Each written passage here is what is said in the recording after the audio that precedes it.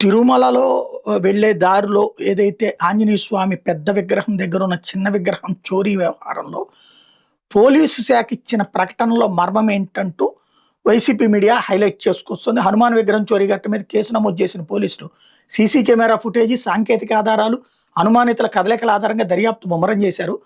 విగ్రహాన్ని త్వరలోనే స్వాధీనం చేసుకుని బాధ్యులను గుర్తించి చట్టపరమైన చర్యలు తీసుకుంటామని కూడా చెప్పారు.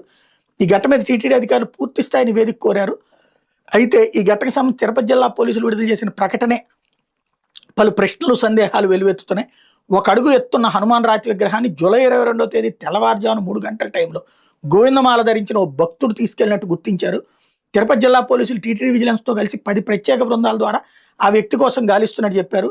అయితే ఈ ఘటన ఎక్కడికి దారితీస్తుందని ప్రభుత్వ పెద్దల సూచన మేరకు విగ్రహం పురాతనమైంది కాదని చెప్పే ప్రయత్నం చేయడం పట్ల సర్వత్రా విమర్శలు వెలువెత్తున్నాయి. విగ్రహాన్ని కొందరు భక్తులు 2000 సంవత్సరం తర్వాత ప్రతిష్ఠించారని ప్రత్యేకించి చెప్పడంలో ఉద్దేశం ఏంటని భక్తులు ప్రశ్నిస్తున్నారు. ఈ ఘటన టీటీడీ నిఘా భద్రతా వ్యవస్థలో డొల్లతనాన్ని మరోమారు ఎత్తి చూపిందన్నది హైలైట్ చేశారు.